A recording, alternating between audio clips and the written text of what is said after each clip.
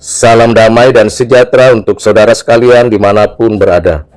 Saya melanjutkan kembali pembahasan dari buku Institutes of Christian Religion, karya Johannes Calvin. Buku ketiga, bab yang ke-12. Good works, the fruit and aim of justification. Perbuatan baik, tujuan hidup orang yang telah dibenarkan.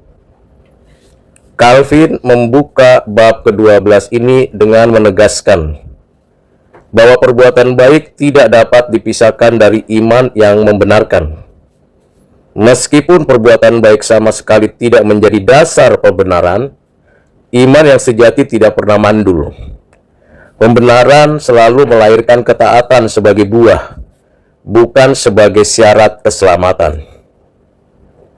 Tujuan pembenaran bukan sekedar membebaskan manusia dari hukuman, tetapi memulihkan manusia untuk hidup bagi Allah. Orang yang dipanggil, yang dibenarkan itu meninggalkan kehidupan lama dan berjalan dalam kebenaran.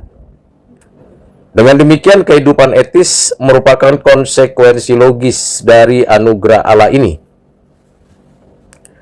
Ada dua kesalahan ekstrim.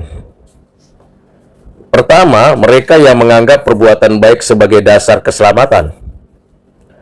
Dan kedua, mereka yang menganggap perbuatan baik tidak penting. Kedua pandangan ini sama-sama merusak Injil. Injil yang sejati mempersatukan anugerah Allah dan ketaatan dalam tatanan yang benar. Saudara kekasih di dalam Kristus, perbuatan baik hanya mungkin terjadi karena karya Roh Kudus. Tanpa pembaruan hati, manusia tidak mampu melakukan kebaikan yang berkenan kepada Allah. Oleh karena itu, setiap perbuatan baik merupakan hasil anugerah Allah, bukan prestasi manusia.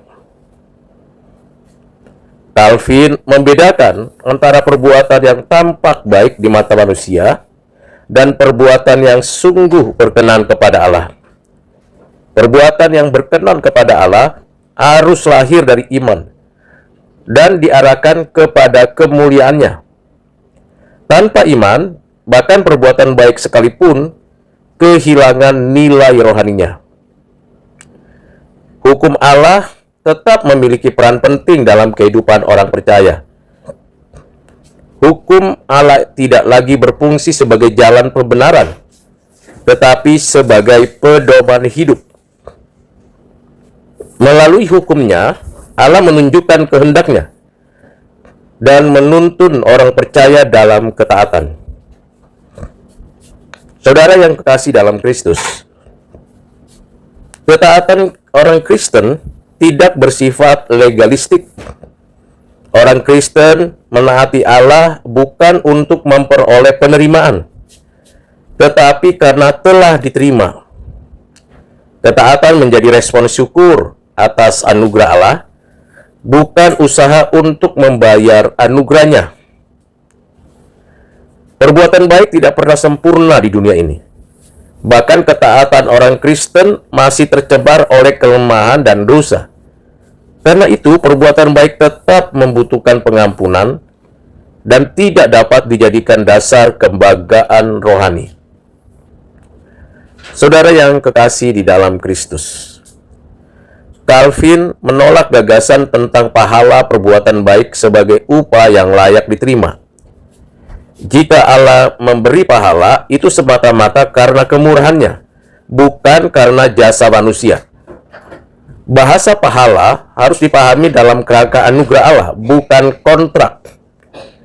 Kesadaran akan kelemahan diri justru mendorong kerendahan hati. Orang Kristen tidak membandingkan dirinya dengan orang lain, tetapi hidup dalam pertobatan yang terus-menerus. Perbuatan baik menjadi latihan kerendahan hati, bukan alat kesombongan. Perbuatan baik memiliki dimensi sosial yang kuat. Kasih kepada Allah selalu terwujud dalam kasih kepada sesama. Orang percaya dipanggil untuk menggunakan hidupnya, melayani, mengasihi, dan memperjuangkan kebaikan bersama. Perbuatan baik adalah kesaksian iman di hadapan dunia. Melalui hidup yang taat dan penuh kasih, orang Kristen memuliakan Allah dan menyatakan realitas Injil secara konkret. Kehidupan etis menjadi bentuk penginjilan yang nyata. Saudara yang kekasih di dalam Kristus, Calvin mengingatkan bahwa motivasi perbuatan baik harus dijaga dengan sungguh-sungguh. Ketika motivasi bergeser kepada pencitraan diri atau pengakuan manusia, perbuatan baik kehilangan arah rohaninya. Allah melihat hati, bukan hanya tindakan lahiriah. Kehidupan Kristen adalah proses pertumbuhan. Ketaatan tidak terjadi secara instan, tetapi melalui perjuangan, kegagalan, dan pembaruan terus-menerus. Allah bersabar membentuk umatnya dalam perjalanan iman. Karena itu, saudara, Calvin menolak perfeksionisme rohani. Orang Kristen tidak dipanggil mencapai kesempurnaan mutlak di dunia ini, melainkan kesetiaan yang bertumbuh. Kesempurnaan sejati menanti kepenuhannya dalam kehidupan yang akan datang. Perbuatan baik mengarahkan hati orang percaya kepada pengharapan eskatologis. Hidup taat sekarang adalah persiapan bagi kehidupan kekal. Ketaatan menjadi latihan bagi persekutuan sempurna dengan Allah. Calvin juga menekankan bahwa perbuatan baik dilakukan dalam kebebasan, bukan paksaan.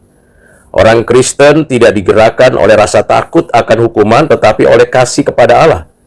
Kebebasan ini menghasilkan ketaatan yang tulus dan sukacita. Perbuatan baik mencerminkan karakter Kristus. Melalui ketaatan, orang Kristen semakin serupa dengan Kristus dalam kerendahan hati, kasih, dan ketaatan kepada Bapa. Kristus menjadi teladan sekaligus bersumber dari ketaatan. Bab yang ke-12 ini ditutup dengan penegasan bahwa perbuatan baik adalah tujuan hidup orang yang telah dibenarkan.